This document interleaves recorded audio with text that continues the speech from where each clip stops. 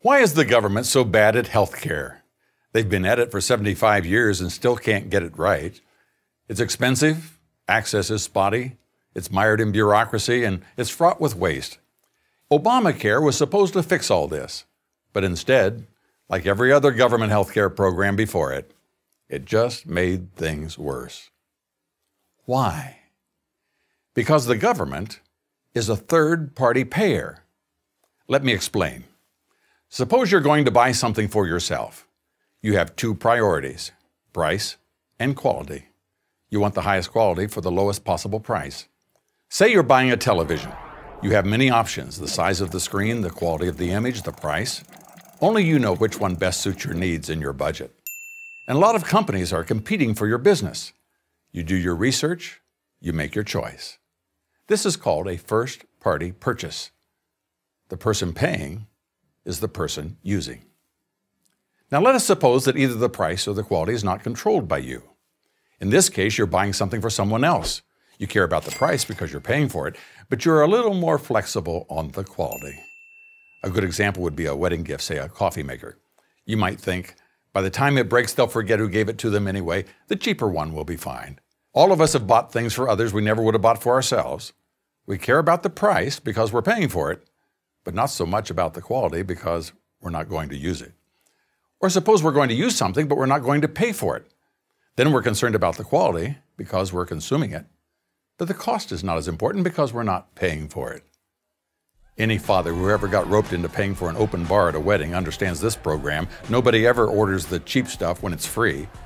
These are called second-party purchases. The person paying is not the person using. And now for the coup de grace. When it's not your money paying for something and you don't use it, then you're not concerned about either the price or the quality. Suppose the boss gives you $150 to buy a door prize for the office party.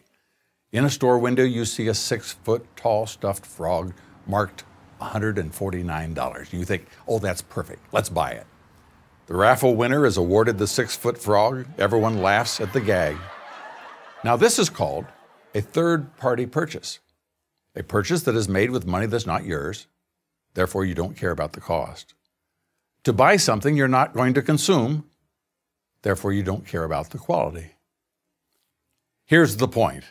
By definition, all government purchases are third-party purchases.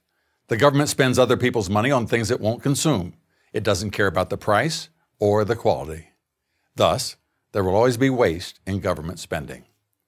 That's why, to paraphrase Abraham Lincoln, government should do only those things that a man cannot do better for himself.